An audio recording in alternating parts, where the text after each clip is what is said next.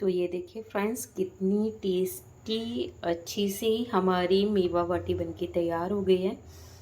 अभी ये गरम है तो चाशनी इसकी जमी नहीं है।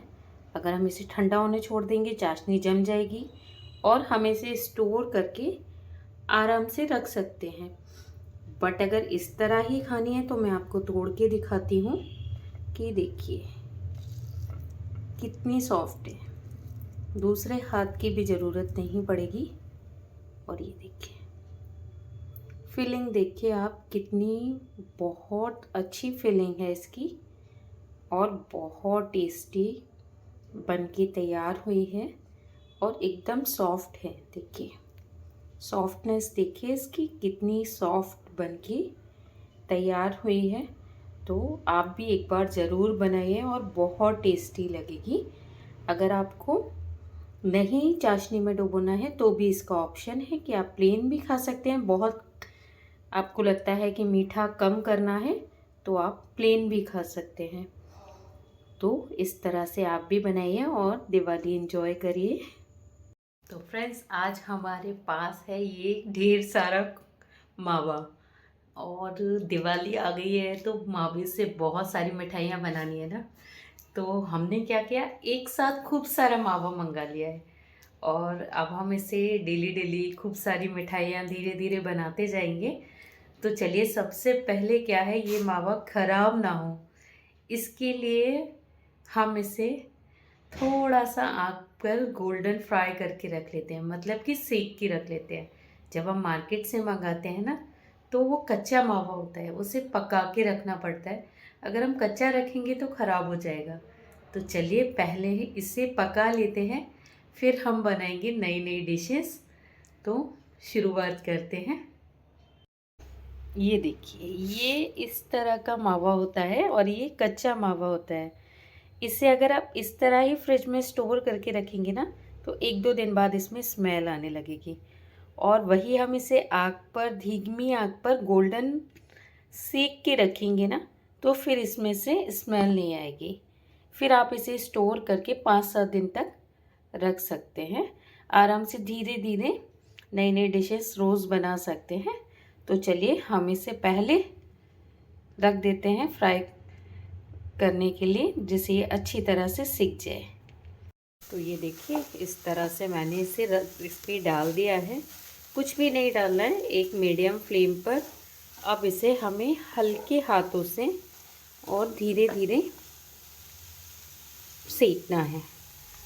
बिल्कुल ध्यान रखिएगा कि फ्लेम एकदम स्लो हो और मीडियम ही रहे, क्योंकि अगर आपने हाई कर दिया तो ये फिर जल जाएगा तुरंत ही। जैसे दूध में जलने की स्मेल आती है ना, ऐसे खोए में भी बहुत जल्दी स्मेल आती है। ये आप घर पर दूध से भी बना सकते हैं, पर वो थोड़ी सी लेंथी प्रोसेस होती है और मार्केट में बना हुआ भी मिलता है। तो आप आराम से ला सकते हैं, बना सकते हैं और आपका मन करे तो आप घर पे भी बना सकते हैं। फिर उसे सेकने की ज़रूरत नहीं पड़ती है जो हम घर पर बनाते हैं। बट अगर मार्केट से लाएंगे तो वहाँ पर वेट के लिए इसे थोड़ा कच्चा छोड़ दिया जाता है, तो इसलिए उसे फिर हमें घर पर सेक के रखना पड़ता है, जिससे इसे हम थोड़े दिन तक स्टोर करके रखें और कोई मिठाई भी बनाए ना तो वो जल्दी ख़राब ना हो। तो चलिए इसे बिल्कुल इसी तरह कम फ्लेम पर आराम से सेक लेते हैं और कंटिन्यू आपको इसको ध्यान रखना है कि चलाते रखना है। ये देखिए इस तरह से इसमें घी निकलना तुरंत ही चालू हो जाएगा। तुरंत इसमें घी निकलना चालू हो जाता है। ये इसकी शुद्धता की पहचान होती है कि हाँ ये अच्छा है। अगर घी नहीं निकल रहा है तो मतलब ज़्यादा अच्छी क्वालिटी नहीं है, और घी निकल रहा है तो समझिए अच्छी क्वालिटी का खोआ है। तो बस अपने आप ये सॉफ्ट होता जाएगा, मेल्ट होता जाएगा और इसमें से घी निकलता जाएगा। ये देखिए, ये जब हो जाता है ना तो आपको खुद ही समझ में आएगा। एक तो ये आपका पैन छोड़ देगा, ज़रा भी आप नहीं चलाएंगे ना, देखिए इस तरह से ये चिपकने लगेगा। तो आपको ये ध्यान रखना है कि इसे कंटिन्यूस चलाना है। और ये अब हमारा तैयार हो चुका है। तो हम कर देते हैं गैस की फ्लेम को बंद और इसे ठंडा होने के लिए रख देते हैं।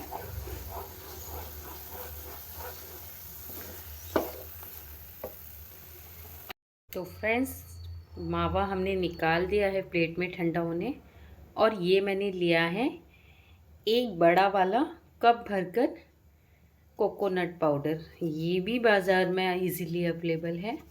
और अगर आप घर का फ्रेश पीस के बनाना चाहते हैं तो वो भी बना सकते हैं। तो ये मैं 1.5 कप लेने वाली हूँ।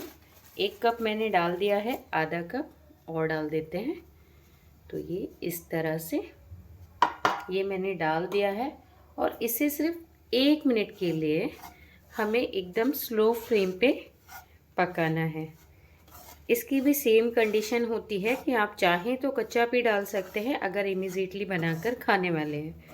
बट अगर किसी भी डिज़र्ट को बना के स्टोर करने वाले हैं तो फिर आपको इसे 1 मिनट के लिए सेकना चाहिए, जिससे ना फिर उसमें फंगस नहीं आते हैं, ख़राब नहीं होती है और वो चीज़ हम स्टोर करके रख पाते हैं। तो जैसा कि आज हम बना रहे हैं मेवे की कचौड़ियाँ, तो ये देखिए, उन्हें हम आराम से स्टोर करके भी रख सकते हैं। तो उसके लिए हम इसे हल्का सा 1 मिनट के लिए, बिल्कुल 1 मिनट में ये गोल्डन हो जाता है। स्लो फ्लेम पे करिएगा और ध्यान रखिएगा, चलाते रहिएगा। तो बस अब ये हमारा लगभग हो गया है।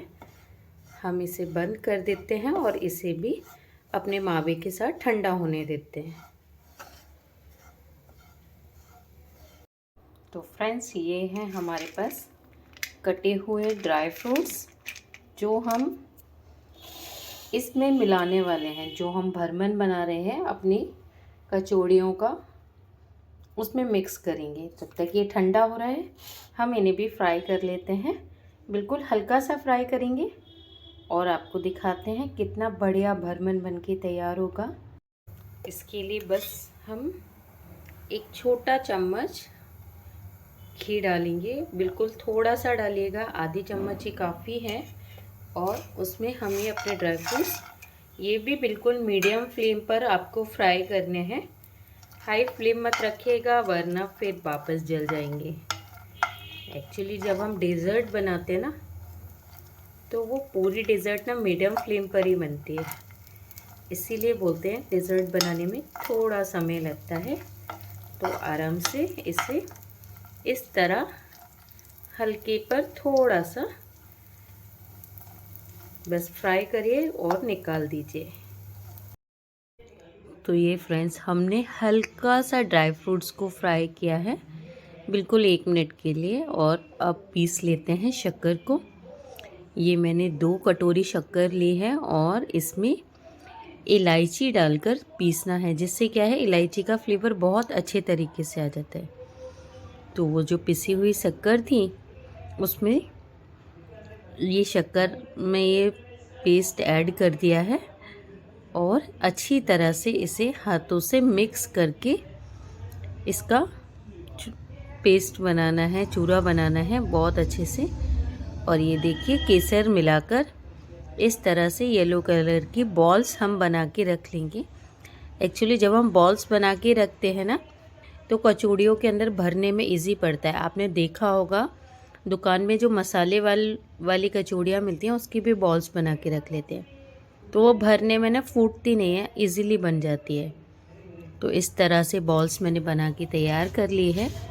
अब बना लेते हैं हमारा डो बनाने के लिए मैंने लिया है 2 कटोरी मैदा और उसमें एक मीडियम साइज़ का कप भरकर ऑयल डाला है। आप घी भी डाल सकते हैं मोहन के लिए। और उसमें एक छोटी चम्मच नमक से ना थोड़ा सा अच्छा सा फ्लेवर आता है, वरना फीका फीका सा फ्लेवर आता है या बहुत मीठा सा हो जाता है।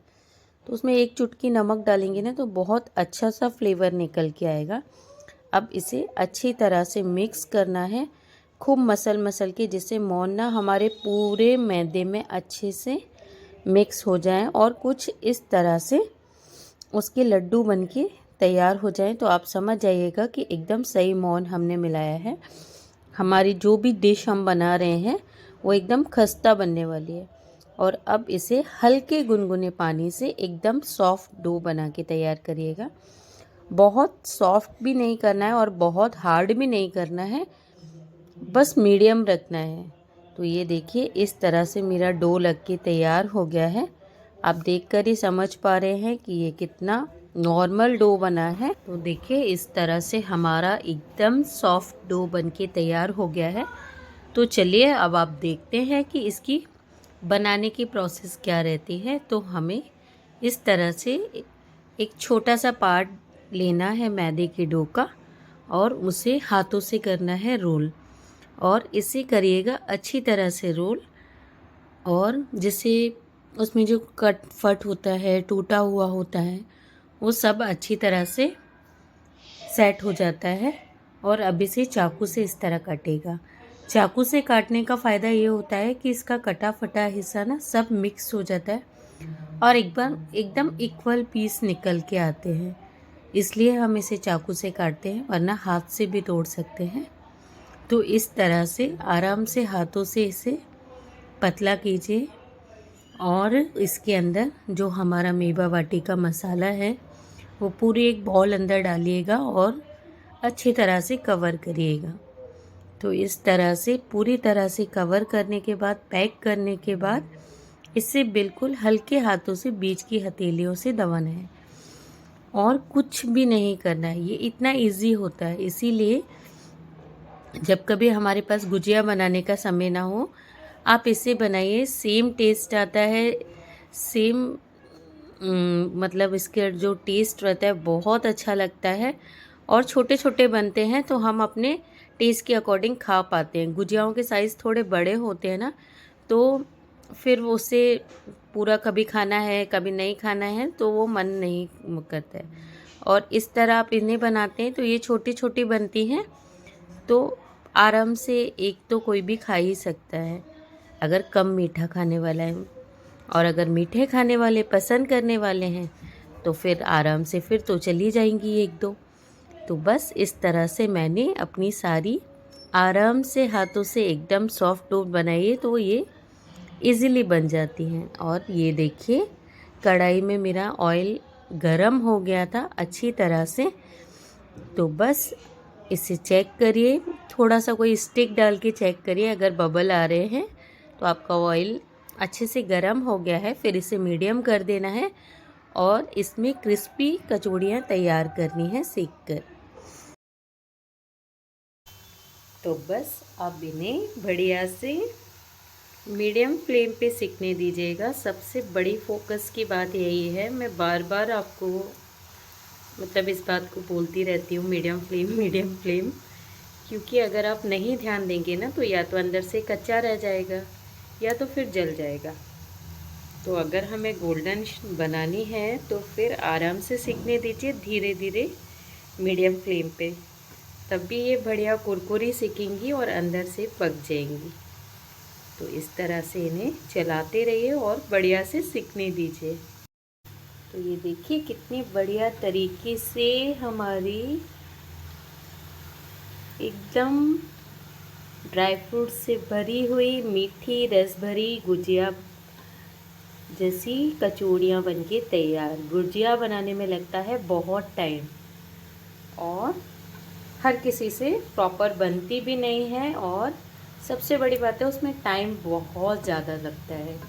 तो कभी कभी जब हमें लगता है कि नहीं हम ऑफिस में है, हमारे पास टाइम नहीं है, तो आप इस तरह से बना के रखिए। और वो साइज़ में इतनी बड़ी भी होती है ना कि हर कोई उसे खाने में, वो आजकल लोग मीठा कम पसंद करते हैं, तो बस इसलिए इसे बनाइए, बहुत टेस्टी बनती है।